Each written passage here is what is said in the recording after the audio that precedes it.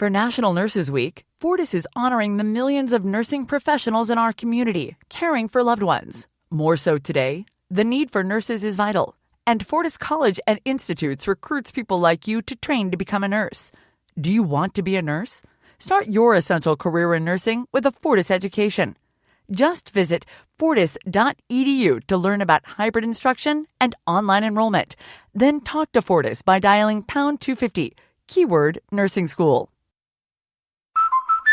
With equipment breakdown coverage from American Family Insurance, you can protect all the things that keep your dream home running, from sudden mechanical or electrical issues. Because this sound shouldn't mean... Contact your local agent or visit amfam.com to learn more. American Family Insurance. Insure carefully. Dream fearlessly.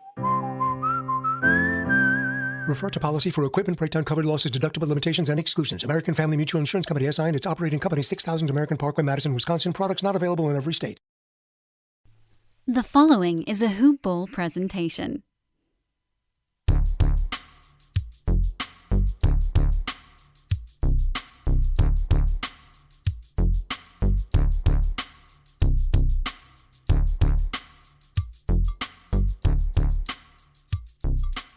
Hello, and welcome to the Hoop Ball DFS Today podcast.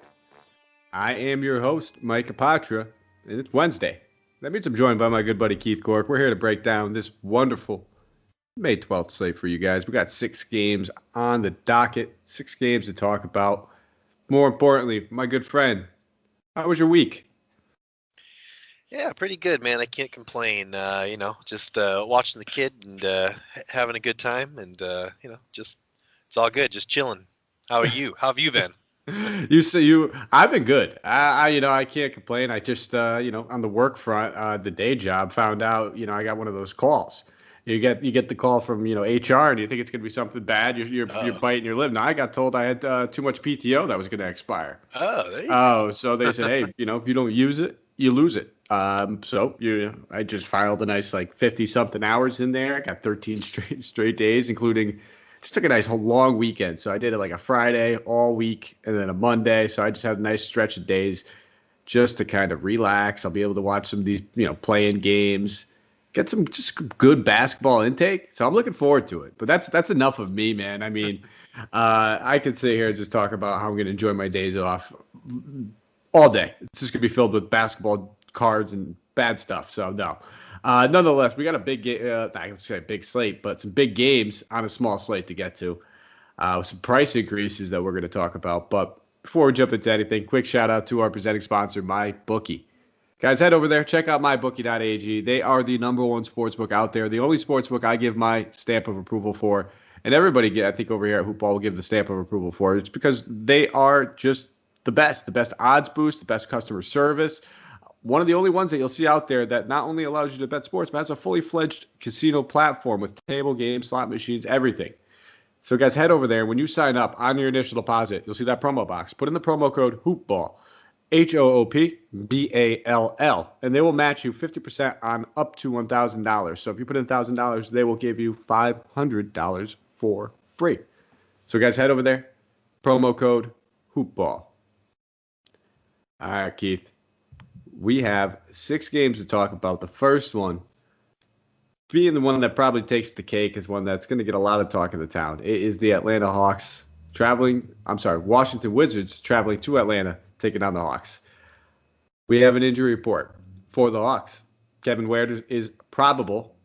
Tony Snell is questionable, while Cam Reddish and DeAndre Hunter have both been ruled out. And for the Wizards, Bradley Beal, Thomas Bryant, and Denny Avdija all ruled out. Only game that we have a game total and spread for, 239 game total. Hawks favored by 6. Looking at this Washington Wizards team, elephant in the room, Russell Westbrook finally getting a price increase, Keith. Going up from $11K to $12.4. He was pretty much sitting at a stagnant $11K for about 5 straight games, and he put up 80 TK points in 5 of the last 6. So I mean, it was about time. I think everybody was kind of complaining. I was saying it on every show. Just play Westbrook. It just doesn't make sense not to. But now we get the price increase of $1,400. I got to ask you, is it too much to pay for him, or are you still going to it? Yeah, no, this is around the same price he was last game on FanDuel actually. So I did skip out on him there, and it cost me. I mean, I think you just have to play this guy. I mean, he's on a heater. He's one of the stars that's on the slate that's in a position where he really needs to win this game. He's got to go hard. He's got to do everything. Beal's on the sidelines. I mean, is the price huge? Yes. Is it going to be worth it? I think it is. I mean, I really think it's probably still a must play in my book. And then if you're looking at other guys on the Wizards to play against the Atlanta Hawks team, they're just played them. You can look at some Rui Hachimura at 5,300. Again, no Beal, no Denny Avdija, however you say his name, like you said. So Rui's getting plenty of looks and plenty of shots and plenty of usage. So you can definitely look there for a mid-range option. And then you can actually look for a cheap option at Ish Smith at 3,600. Under 4K there for a guy. I mean, he's only getting about 20 minutes or so, 23 minutes. Last game I believe he played, and he's just a better points per minutes guy. I went to Hull Neto last time, and he is getting Neto's getting more minutes, but the better points per fantasy point per minute guy is Ish Smith. So I'll take some Ish Smith at 3,600 as well. I'm right there with you. I will continue to play Westbrook. Start off the top with that 12-4. I don't care. I mean, if you just needed some context, when James Harden had his historic season, he was at one point, I think 13-4, 13-3. He was almost touching 14 on DK, I think, at one point. And he was putting up about 80 DK points, it felt like, a night, and even touching 90. Westbrook's putting up 80 a night. That's not going anywhere, I think, with Beal out. This matchup, we just saw it. He played 40 minutes in it. It stayed competitive, and he put up an 80-point DK game. So 12-4, and just in the in the realm of like what we have available, not a lot of studs that you need to even spend up on. We'll get to some of these other guys later that are a little bit cheaper. We'll get to Doncic. But there's just no way I think I just don't continue to play this guy. I'll maybe pivot off of him in one GPP lineup or a couple of them, but Westbrook's going to be in a majority of them, and I'm just hoping that maybe this price increase takes his ownership from 75 or 80%, maybe down to like 60. And that's a win. We'll take it. If he's only 60% owned and we're part of that 60, that's an edge. I'll take that when you got a guy like playing at this performance. And going back to the well with a guy like Hachimura, I have no issues there. 5,300. Generally, Russell Westbrook is like the primary guy I'd look at on this team, but Hachimura is still cheap. I was all over him in that last one at 4,900. Only returned 25 DK points, but he scored 20 actual points, and more importantly, took 19 shot attempts. And now he's done that 2 out of the last 3 games. So I'm going to continue to play him as long as Beal's out and he's getting that high usage. He's getting that second fiddle next to Westbrook. And you touched on it with Ish Smith, and it's just like I said. He's playing that second unit role. He's Neto. If he was playing the second unit, they'd probably be chopping that usage up. But playing alongside of Westbrook, the ball's just not going to be in your hands as often as you'd like it. And when it is, you're probably looking for Westbrook somewhere on the floor to take that thing back over. So Ish Smith will probably continue to lead the second unit in usage. And he's playing 20-plus minutes. He's probably going to be able to return close to a DK point per minute. So I have no problems going there. Hopefully, we get some good value. We have some value, but at this point in time during the season, it just pops up left and right. We're going to continue to see it pop up left and right. Half hour before the game, during the games. Tonight, Kenrich Williams starting at point guard. I think I was really crossing my fingers that we were going to see some Pokemon out there. Sapakovetsky playing point guard. That would have really got me going. But nonetheless, you'll see some crazy changes, and you have to be able to adjust to them. Sliding over to the Hawks side of the ball, I was just talking about the same exact matchup the other night, and I'm going to go back to the well and the same exact guys, and it's the front court. Clint Capela getting a little bit of a price boost at 8,600, but I love him in this matchup. So I don't love that price tag. I think, I'm not going to say he's a must play. I had him at 8,400 in probably about 75% of my lineups. I was all over him. Only a $200 price increase, but we do have some other centers that we're going to talk about. But this is an absolutely fantastic matchup. They do not have a center that can body Capela. We just saw it, 22 rebounds, only put up 10 points. I would expect that to maybe normalize more to like a 15 and 15, but he's got the upside to get 50 to 55 into this one. So I'll look at Capela, I'll look at John Collins, and I'll probably draw the line there. But if you wanted to play anybody going against this Washington team, you would get no argument from me. Yeah, exactly. I've got John Collins circled here. I mean, John Collins is my number one play on the other side of the ball here. And, if you want to run it back and you're taking Westbrook and want to get somebody on the Hawks, I think that's where you go. But yeah, like you said, I don't think you can really count on anybody here. I mean, I've got Trey, I've got Bogdan. Like you said, Capela is a good spot. Don't necessarily like that salary on Capela, but like you said, I think it's still a smash spot. So don't mind it, and don't mind any of those guys. But I think John Collins is the one guy I'll gravitate towards more. So yeah, I'm right in line with you right there. Absolutely. And the way, a lot of the times the way I evaluate, some of these plays when I'm looking at things is, just on this team, I look at Trae Young at 91, I look at Capela 86. A lot of things that I would take into account is, positions, who I have available at other positions I might be going to for value, or if there's anybody else in that price range that I like a little bit more, or somebody a little less that I like more. But I also just think in raw points in the circumstance that for $500, I wouldn't be shocked if Capela outscores Trae Young. And I almost anticipate that. That's kind of what what I'm thinking.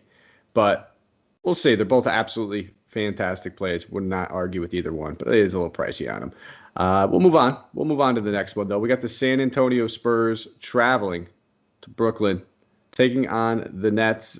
Nets on the second half of a back-to-back, so there is no injury report for them. For the Spurs, Trey Lyles is questionable. Derek White is out. Trey Lyles may be making his return very soon, but we'll start off with the Spurs team. Coming off a pretty competitive game against Milwaukee, for a little bit. It felt like up until the third quarter that we might actually get, the game that we were hoping for. I had that one pegged to be a little bit closer than it was. So I was ultimately disappointed. But we got a big game out of Murray, and this feels like it's a smash spot for a lot of these guys on the Spurs in this matchup against Brooklyn. But who are you targeting? Yeah, I mean, I think the number one guy I'm looking over here on the Spurs is Jakob Poeltl, and there you go. I said it without any problems. Take that, Mr. Poeltl. But no, it's I think when it comes to the Nets, I want to target them down low. I just like Poeltl. I like playing him. I think he's a nice nice center. I don't think he's a stud or anything like that. If you land on him, that's great. I'm not reaching to get him. Obviously, he's only 5,300, but that's some good filler. And if you need a center, it's a good play, I think. The other guys I'm looking at Demar Derozan, 8K. It's going to be an up-paced game for him. This is the main primary ball handler, basically. I mean, DeJounte Murray's on the team, but DeRozan's the one that really, dishes out more assists and has the ball in his hands more. He has more of the usage. So I'll go some DeMar DeRozan at 8K and some Rudy Gay at 4,400 also. But I think Poeltl is probably the one that I'm most excited about, and the rest of these guys I'm not too excited about. I don't know if I landed too much on any Spurs, to be honest with you, but that's the way I would rank them. I absolutely love Poeltl. Again, when this dude gets one of these matchups where it's just a plus matchup on paper, I just hit the smash button. I played him against Milwaukee. I'll play him in this one too. Do we know that they're going to need the size? Claxton's back, still playing DeAndre Jordan. They'll go Blake Griffin. Poeltl's probably the most versatile guy that can cover all four of those or all three of those guys. Probably get away with like Rudy Gay a little bit on Blake Griffin, but he's going to have to play. This game, we have to keep an eye on Kyrie Irving as well, so it may stay more competitive than we thought. Kyrie left tonight's game with a facial contusion, I believe they said. So we'll have to monitor that. He is a guy that's played with like a mask, so if it's anything like that, he might play. But if he sits, this game will probably be a little bit more competitive than it would normally be. That's probably why we're not going to have a game total or a spread for a little while, but something that we definitely need to monitor because, like I said, if he sits, a lot of these guys are in play, and they all get a plus boost for me. I mean, the only reason why DeRozan is 8K in this one is there's probably, the factor that the spread could be out of control. It could be like a 9-point spread if both Kyrie and Durant are both in. So take one of those guys out. You're probably looking at 6-point, and all these guys get a bump. I'll be looking at DeRozan. I'll be looking at Poeltl. I wouldn't mind taking a shot on DeJounte Murray, but I'd rather just play those other two guys.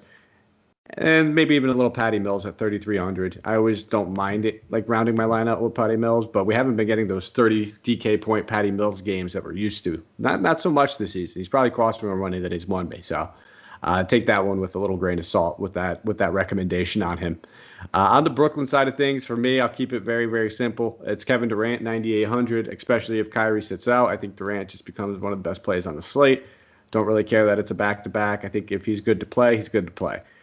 He'll show up and he'll produce. The other spot I'm going to want to look at is going to be that point guard position with no Kyrie Irving, Mike James coming in at minimum salary. He's been playing well. We've seen him step up a little bit in games that Kyrie sat. He'll probably end up playing about mid-20s minutes. There's still some other guys that he will split some time with, being Tyler Johnson, Bruce Brown if he's healthy. Landry Shamet would probably end up drawing the start. Take your pick. I think all three of those guys would be in play. If I had to rank them in terms of cash game plays, it would probably go Shamet, James, Tyler Johnson. And if I had to list them in order of GPP, it would probably be the same. But I think the gap between James and Shamet closes ever so slightly. So that's a lot of talking for me. I'll pass it over to you and let you take over. I probably mentioned just about everybody on this team. I missed out on Joe Harris, but there we go. I said his name, but tell me who you like. No, yeah, it's all good, and yeah, we definitely have to keep an eye on that Kyrie Irving news. It's going to affect everything. But I did have Kyrie circled on my slate here. Last time they played a few months ago, he put up 50 DK points against the San Antonio Spurs team in March, and so I would like to play some Irving, but if he's going to be hurt or if he's wearing that face mask, I don't know. Maybe I don't. Between him and Kevin Durant, I think you're kind of splitting hairs, and so I might as well just spend this $600 more on Durant probably, and be a little safer. But the other guy I have on here that I don't think you mentioned him because you mentioned like 85 names, but I don't think you mentioned Bruce Brown. I did. Oh, did you? Okay. My bad. Quick second. Not long enough. Okay. All right. 3,900 for Bruce Brown. I'm going there. This guy, he produces and rebounds pretty reliably, gets points, if Irving's out, I like him a whole lot because they're going to need some scoring, and it's not necessarily going to be Bruce Brown doing the scoring, but he just has more opportunity there. So I'll take some stabs at him at 3,900 for sure. It's one of my favorite value plays. And then, definitely some Mike James if we see that Kyrie Irving's out for some reason. He took an elbow, a Vucevic elbow to the face, and I watched it happen. Didn't look too bad, honestly. So I think Irving probably plays in this one if I was to guess, but we'll have to wait and see. That's right. And James dropped your boy Sato, man. What was up with that? Oh. Some might say there's a push, but it wasn't that big of a push. But no, good call. Bruce Brown, yes, he came back, or I guess I wouldn't say came back. He didn't really miss any time, but he was questionable coming into tonight's game. He had a nose fracture, I believe. Probably not going to bother him. He should be able to play. If he played in this game, he should be able to play in tomorrow's game. And that's a good call. If there's no sort of minutes restriction on him and Kyrie ends up sitting, he's a point per minute monster. He's not the highest scorer, but he's a guy that can rack up rebounds. He can get steals. He'll chip in an assist or two here too. But a lot of those guards, I would probably say we're going to have to take the wait and see approach, just see what the starting lineup looks like, just so we can feel a little bit more comfortable. But we should have that. Yeah, I was gonna say Bruce Brown only played 23 and 24 minutes in their last two games, but before he went down with the injury, he was playing 26 to 30 minutes and putting up 30 plus DK points on the rig. So for 3,900, definitely like that. I like that. Good call. Put an extra star next to him. Boston Celtics, 8 p.m. Eastern Standard Time game, traveling to Cleveland, taking on the Cavs in Believeland, Cleveland. Celtics on the second half of a back-to-back. But we know that Jaylen Brown is done for the season. He will be getting surgery, I believe they just announced this upcoming week.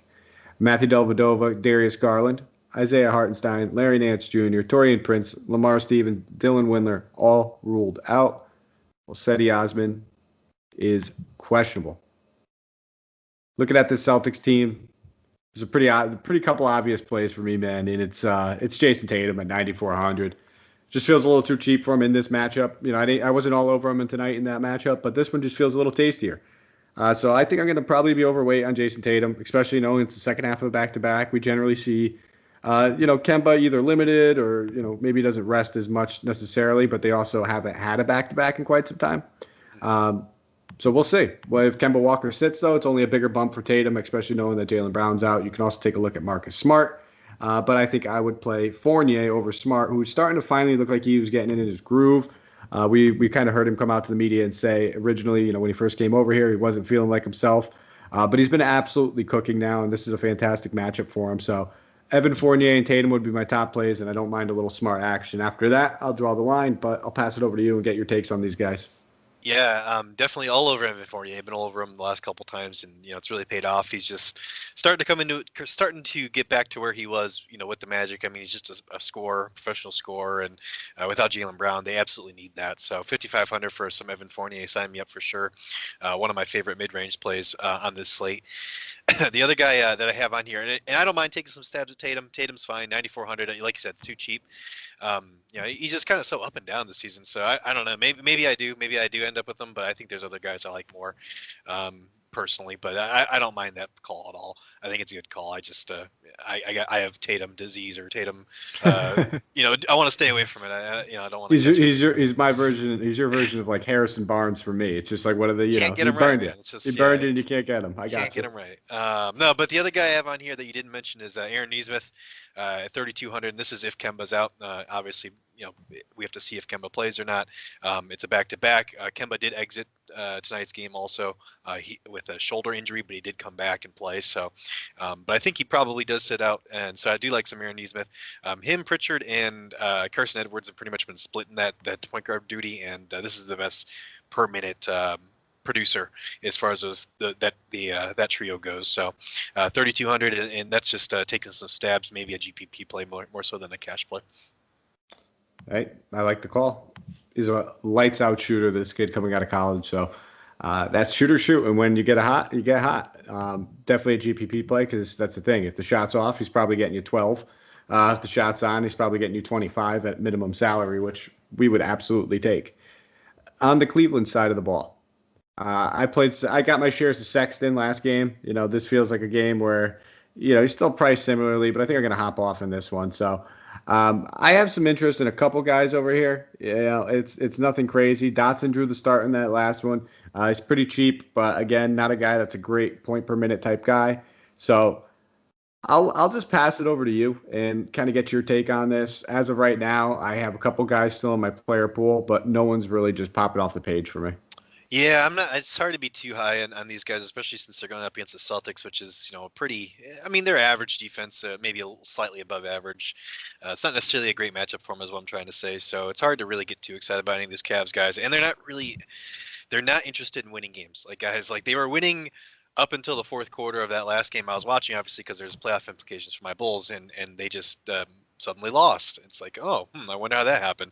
They don't want to win. They don't want to win games. I mean, so it's hard to really trust any of those guys. But I do like Cedi Osman at 5,800 if he ends up playing. Obviously, we have to keep on top of that injury news. If he does play, then he probably slots into a starting role.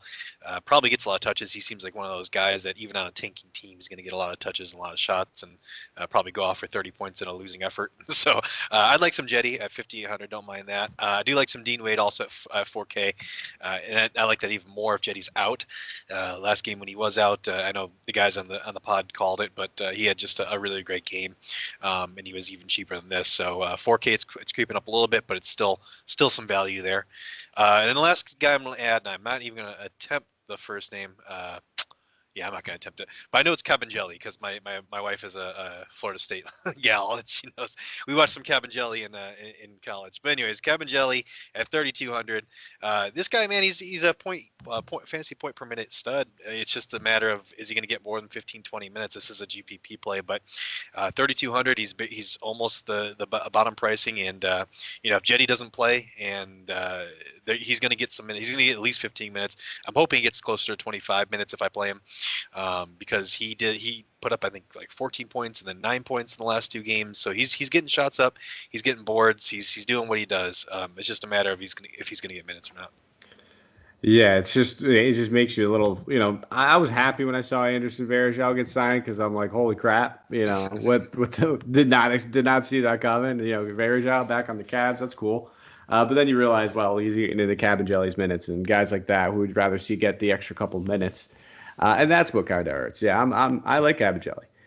You're right. He's a point per minute machine. If he gets the minutes, absolutely. And I have a good feeling that down this stretch, the Cavs will probably give him like 20 to 25 minute runs. We'll have to wait and see. I don't know if it's going to happen anytime soon.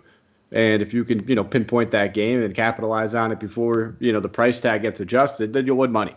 But just keep an eye on that coach speak. That's what we want to see. How's he doing in practice? He's earning himself a few more minutes. And then injuries happen, whatever it may be, rest, and hope he can capitalize. But Let's move on to the next game. Just crossed over that halfway point, 9 p.m. Eastern Standard Time. New Orleans Pelicans traveling to Dallas, taking on the Mavericks. Mavericks in the second half of a back-to-back.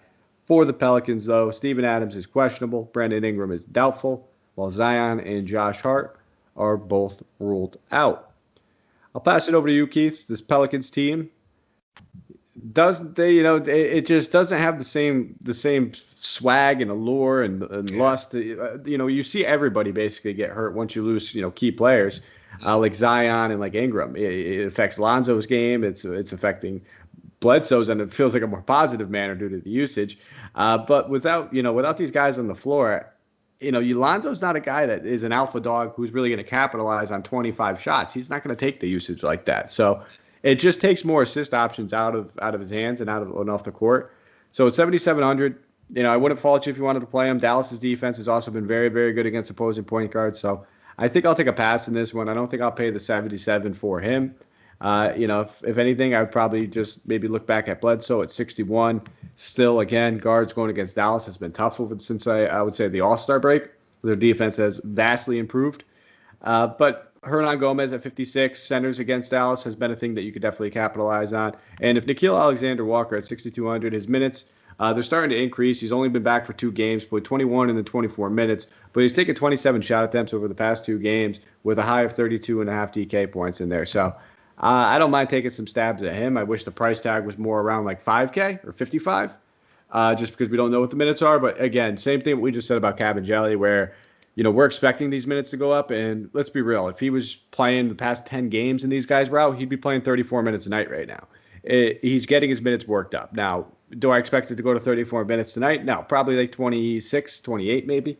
But they're on the rise and just trying to, pinpoint that right time where he can explode. And if he's playing 28 minutes and he's going to have this usage, he could still pay off that $6,200 price tag. So a guy that I don't expect a ton of ownership to go to just because of the price tag, but I'll keep in my player pool. Yep. I have Nikki Alexander Walker on my player pool as well, 6,200. You mentioned everything that I was going to say, basically, so there's really nothing to add there. This guy was crushing it, obviously, before he went down with the injuries. So, I don't mind taking some stabs. It's a GPP play. I mean, if we hear for sure he's going to get 30-plus minutes, but I don't think we will. But I do think he's going to get more than, like you said, the 24 or so that he got last game. So don't mind that price tag. Don't mind it. It's not something I'm going out of my way to play. James Johnson at 5K. I like it. I think he's gotten like 30-something minutes for the last 2 games, and for some reason the Pels are just playing this guy. So if they're playing James Johnson at all those minutes and he produces in every single statistical category, I like it. I like it as safe value, and I like it as something that I can pretty much guarantee it's going to exceed that 5K price tag. The other guy I'm going to add here is Jackson Hayes at 4,900. He's more of up and down, obviously. He's dependent on the blocks, and he's shooting threes now. I mean, this guy, I don't know how many threes he got last game. I didn't know Jackson Hayes even shot threes, but I watched him take a step back 3, and I was like, oh, okay, that's happening now. The Pels are almost all but eliminated here, so you would think that the young guys get run. So Jackson Hayes, I'm thinking, gets plenty of run here. Hopefully, he gets 25 or so minutes in 4,900. He could definitely hit value at that. So those are 3 guys I'm looking at: Nikki Alexander Walker, James Johnson, and Jackson Hayes. I like it. James Johnson, I'm glad you mentioned him. He's just been basically, if he's getting 30 minutes, he's probably getting you 30 DK points. And used to play for Dallas. Revenge. On the Mavericks, Luka Doncic, 10-8, top of the card. Fantastic play, fantastic spot. He would be the single only reason you are not playing Russell Westbrook. It's just that simple. If you're not playing Russell Westbrook, you are playing Luka Doncic. I don't know. I don't see another person on this slate who in their matchups. I'm not going to say Lillard doesn't have 80-point upside. He does. It's Lillard. But against Utah, I think we could rightfully probably assume it's not as probable. But Doncic in this matchup has 80-point upside. If it was evident earlier in the season when he put up 80 DK points. Played 40 minutes, and he put up a 46-point game against them. 12 assists, 8 boards, put up 80.5 DK points. So, listen, I would love to say I want to get all these studs in here. I want to play Westbrook, I want to play Tatum, and I want to play Doncic. That's not feasible. But I can tell you what, I will do my best to get two of these guys, whether it's Westbrook and Doncic, Westbrook and Tatum. Those are my three top plays, I would say, out of this bunch.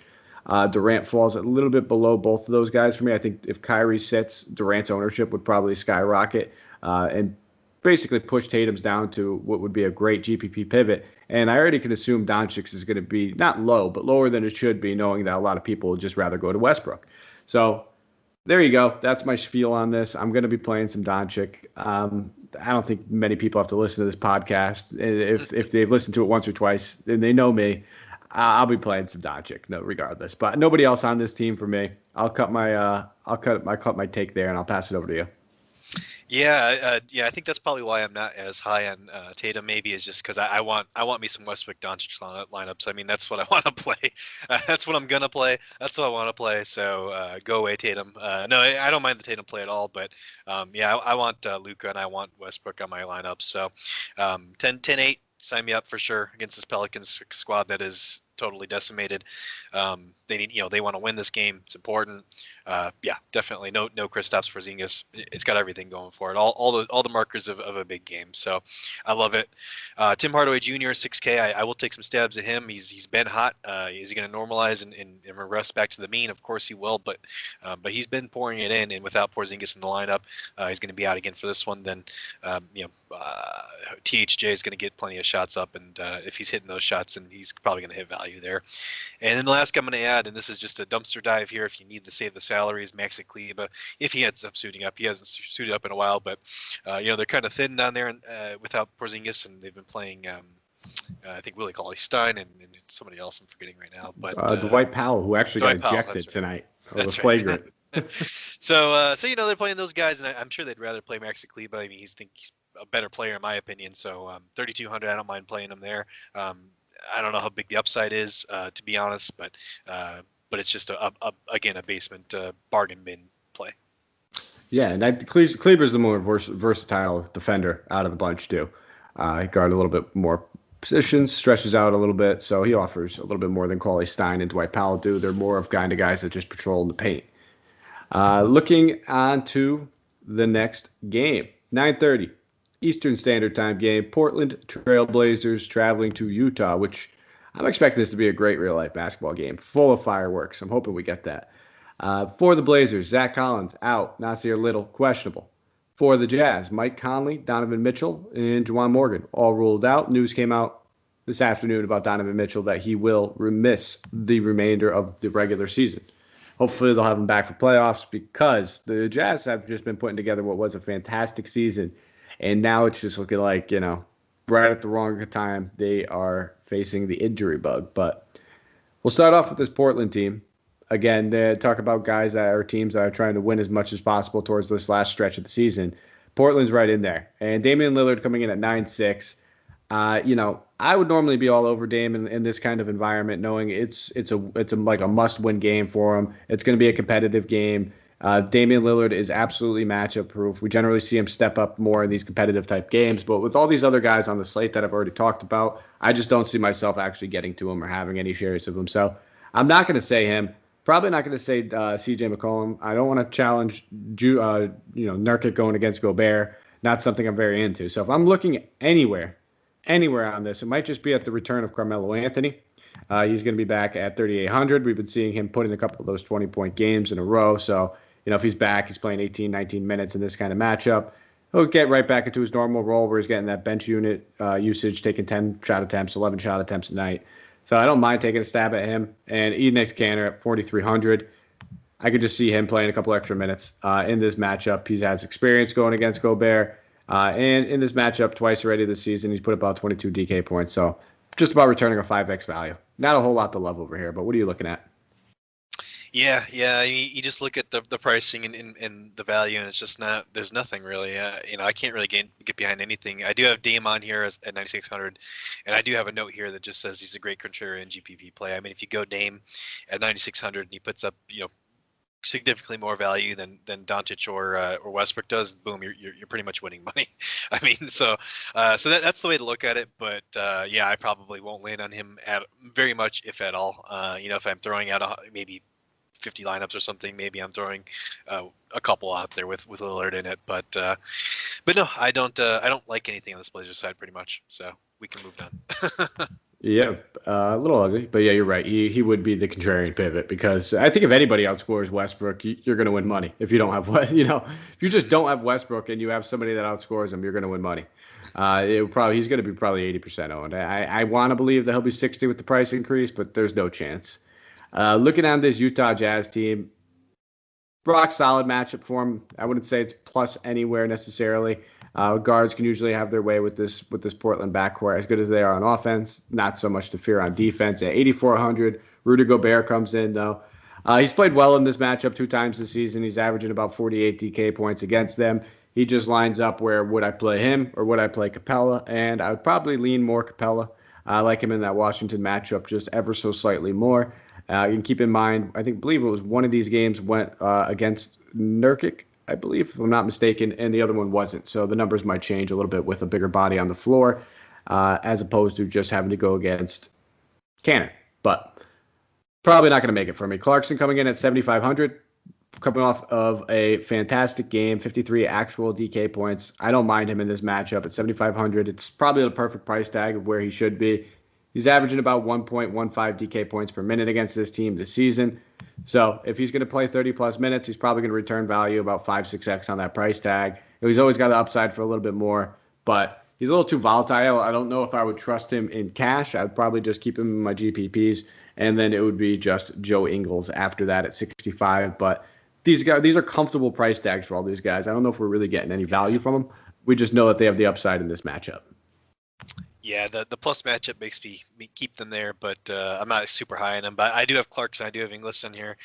Those are fine price tags for him in a plus matchup. But yeah, I don't know if I go to him a whole bunch. But the one guy that does intrigue me the most of the two would be Clarkson, because he just put up 33 shot attempts in a game, which is ridiculous for a bench player. And then he broke his own record, I think it was, or maybe he was just short of his old record. I can't remember, but it was like 35 or something before a few years ago. But if he's going to jack up that many shots against an up-paced Portland Trailblazers team, if he's hitting those shots, then yeah, 7,500. I think he's going to crush that price tag. But that's a big if. So definitely a GPP play, but not super high on them. I do like the Gobert call. I think I'm probably personally spending down at the center position. I mean, I'm looking here at who qualifies as a center.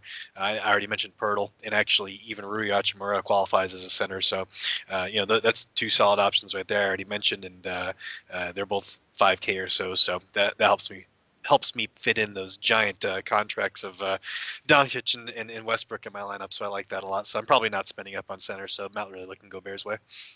All right.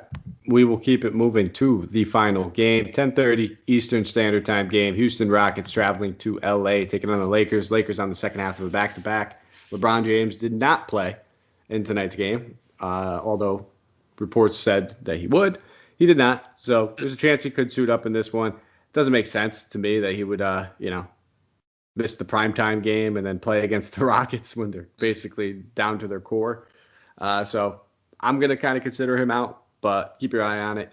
Nonetheless, it's probably not a game that we're going to want to spend on too many high-priced Lakers anyway. But, before we get into that, injury report for the Rockets: Avery Bradley, Sterling Brown, Dante Exum, Eric Gordon, David Nwaba, Kevin Porter Jr., John Wall, DJ Wilson, all have ruled out. Christian Wood, Daquan Jeffries, and Daniel House Jr. are questionable. And then Keith and I might suit up at point guard and shooting guard. So let's go. We're coming in at, we're not even mid-sal. We're 3,200. They're giving us some cred.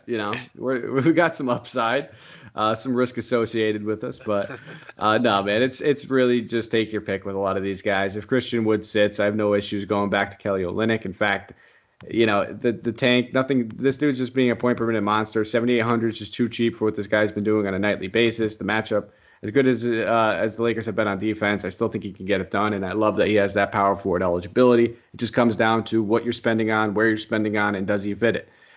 Kevin Martin Jr., another guy at 66.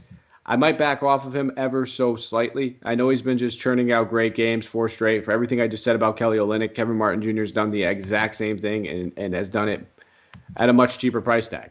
I get it. It's just not the exact same matchups that he's been doing it in. It's a little bit different when you're trying to pick on a guy named Anthony Davis, even if it's only for 24 or 25 minutes. Even then, when those guys come out, they got some junkyard dogs in the second unit that could definitely put some body on you. So I'll keep him in the player pool. I'm curious to get your thoughts on him. And outside of those two guys, if I had to pick one of these guards, I'd probably go to Kyrie Thomas. He's just, again, consistently turning out good games since he's been on this team. It's only been 3 games. He hasn't put up anything less than 30 DK points. The minutes have been a little up and down, but now he's played at least back-to-back games with 29 minutes in both those games. He's took at least 15 shot attempts. So, Houston's just saying, have at it. Let's see what we got. Let's see who could play, and let's just give him opportunity. So I'm going to stay away from the guys like Tate. I'm going to stay away from, I'm not going to touch Christian Wood if he plays. No chance. I'm not going to play Augustine. I'm not going to play any of these, I wouldn't even call them all veterans, but anybody that's probably, been in the league for longer than 3 weeks, I'll probably stay away from outside of Kelly Olynyk. Yeah, man, I'm right there with you. I've got Olynyk and Kenny Martin Jr. on my list here, and I think Kelly Olynyk, if I was going to spend up on a center position, and like you said, I have to know that Christian Wood's out. If Christian Wood's in, no way. I'm not even going there, not even considering it. But if Wood's out again, Olynyk at 7-8, yeah, like you said, he's producing so much. I mean, it's hard to ignore. So if I do have some room to fit him at power forward or center or whatever, and I do want to spend up a little bit and I have some leftover salary, then yeah, I'll go some Kelly O. I do like him quite a bit, even in this matchup that's like you said, a tough defense in the Lakers. But those are the only two I like. I'm not really high on Kyrie myself. All right. You like a different Kyrie. You already mentioned that. That's right. All right. We'll slide over to the Lakers then. LeBron James is the news that we're going to have to monitor. Anthony Davis, he already said earlier in the season, if he could play a back-to-back, he will play back-to-back. And I don't think the Lakers are in much of a position to not have him play on a back-to-back right now. So 10-4, I expect them to probably handily win this game. So I just don't think I'm going to spend up on him. I'd rather spend the $400 on Doncic or the $1,000 less on Tatum. So I will not be playing any Anthony Davis. I will not touch Andre Drummond. I think you would probably have to, have a pretty big set of stones, or I don't know what you'd be doing. And maybe this is the matchup. I don't know what it is. I'm just not touching Andre Drummond ever since he just came over here. It feels like it's listen, buddy. You want a chance at a ring? Just know your role. Don't worry about how many rebounds you're getting. Don't worry about how many putbacks you're getting. Anything about that. Just, know your role. So I'll probably take a pass there as well. It would just be some of these ancillary guys for me. Maybe Montrezl Harrell, a little bit revenge narrative going against his former team. It's in LA. He's a solid point per minute producer, and it's only 4,200. So you can use him as a little bit of a value saver. But even then, we'd probably just spend the 1,100 if we had it up on Pirtle. So I'll pass it over to you, man. I'm just not overly excited about this game because the guys that we would normally look at with LeBron out, it's just, anybody that's going to be significant in their playoff rotation, they're not going to play any sort of minutes once this game gets out of hand. Yeah, that's true. I mean, LeBron in, LeBron out, it really doesn't matter. I mean, they're probably going to crush this Rockets team by 20 to 30 points. And there's just not a whole lot to like. I mean, I do actually have some interest in Kyle Kuzma at 5,400. Just feels like a Kuz game to me. And I know he's a rotational player. I know he's also, I think he's questionable, so you have to see if he's playing, obviously, or if he's not. But if he is playing, I feel like he's just going to get plenty of shot attempts, and he might hit some value there, 5,400. But probably not going to play him. But I do have him in my player pool. And then the other guy I have here, which I've been kind of riding the last couple of games, is Kentavious Caldwell-Pope, KCP, 4,200. I was watching some of their last couple of games actually, and this guy's really an offensive initiator for them. Without LeBron James in the lineup. So as long as LeBron's out, I'll look at some KCP at 4,200. He's getting actually like throwing assists and like getting jumpers inside the arc and not just shooting threes. So don't mind that 4,200. But yeah, I'm probably not landing in either of those guys or any Lakers just because of the wild spread of this game. I remember when Laker Nation had their pitchforks ready on Twitter, coming for KCP's neck. They hated this dude, and he's been nothing but a complete turnaround player in the second half of the season. And really stepping up, like you said, he is being one of those initiators for him, especially because they need somebody outside of Anthony Davis to initiate. They need somebody to basically draw some attention. And you can't do that just sitting on the three-point line. So Kentavious Caldwell-Pope, 4,200. Kyle Kuzma, I like both those calls. I'm glad you mentioned both of them. You're right. if this game, for some reason, if there's any way that these guys could play 30 minutes, they're both absolutely fantastic plays. This does feel like a Kuz spot. So I'll put a star next to his name too, Keith. I like that. I like that call. I like him. Full stars tonight. Love it. Full stars. Full stars. But that is it. That brings us home. That wraps us up. That brings us to our player tiers, our wonderful player tier section. So I'm a gentleman, Keith. I'll let you start. Oh, man. I guess I'll just say Westbrook. I mean, why not? Do I really need to say more? I mean, nah, you're triple-double leader of all time in the NBA. I mean, just play him. Please play him. Don't be silly. Play him. If you're going to be contrarian in a GPP, go for it. But otherwise, I mean, if you're cash, absolutely play him. No. You don't need to get too cute. And I won't get cute with my response either. And it's Luka. We'll just keep it moving after that. And we'll go to that mid-tier. So less than 8K. I'll pass it over to you. I'm going to go Evan Fournier at 5,500. No Jaylen Brown. They need somebody on the offensive end for the Celtics. He struggled when he first came over, and people just forget that he's a bona fide professional scorer, guys. I mean, he's proven it now. He was having some issues with COVID and all that, so he's over it. The Cavs have no interest in winning this game, so it just feels like a good spot for him to get at least 28 minutes and get up double-digit shot attempts. So Evan Fournier at 5,500. Oh, I like it. Can't say I didn't see that one coming. I actually had him start, and I put a little note next to it when we were talking about the Celtics game. Keith's mid-tier play, try to answer before him, and then I was a gentleman. Unfortunately, that's what you get. Yeah.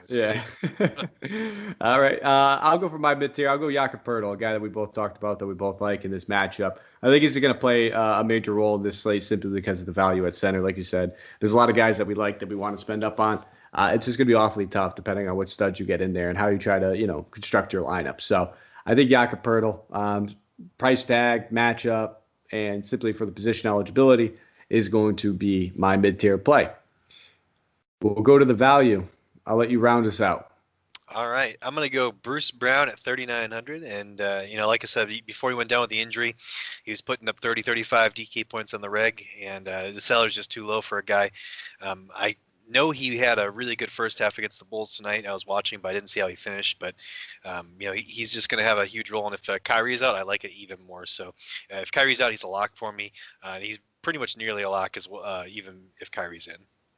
All right. I could take the easy cop-out and just go with the guy for 5K and say James Johnson, because that's probably the guy I'm looking at the most. But we'll go with a little risk, a guy that I'd probably only play in GPPs. But I'm going to go with Enes Kanter. One of the guys I mentioned that I do like from Portland. I just like the price tag. We know that Kanter's just a rock-solid point-per-minute type guy. Hasn't scored anything less than 22 DK points over the last 4 games. And then, he has 1 game with 37 in there as well. So this feels like a matchup that I could definitely see him getting that 25 to 30 DK points in 20 minutes against his former team. A little bit in there. So 4,300, I'll go with Kanter. And that brings us home. So thank you guys for listening. Thank you for tuning in. Whether you're a first-time listener, long-time listener, we really do appreciate it. And if you have a moment, and you can give us a thumbs up, a 5 stars, rate, review, wherever you're listening to this, subscribe. It means the world to us. We really do appreciate it, guys. We like to see your feedback. We like to see the comments. We like to see the positivity as well. So if you haven't already, tell your friends, tell your family, give us a listen, and make sure they subscribe. Give us a follow on Twitter. You can find me at Mike Apotria, MikeApoTria. And you can find Keith at Ginsberg Beats, G1NSBERG B3ATS. Keith, is there anything else you'd like to let the good people know before we get out of here? The Bulls are going to the play-in. You all heard it here first. No, I actually don't think that. And no, I don't have anything. I just want you all to join us at the DFS Pass and get in that Discord. Come talk with us. Have a good time. We try to stay on top of the news, flying at us like crazy. So it's really a good tool and really, really worth it. So get in there. Oh, yeah. And you could tell when Keith's saying stuff about Bulls getting playing games. You got to get some sleep. Let's get out of here. Getting a little loopy. Yeah, he's getting a loopy. All right, guys. We'll be back. Take care. We'll be back tomorrow. It'll be Santino and I. He'll probably go off the rails. But you guys have a good one. Let's go take down some tournaments.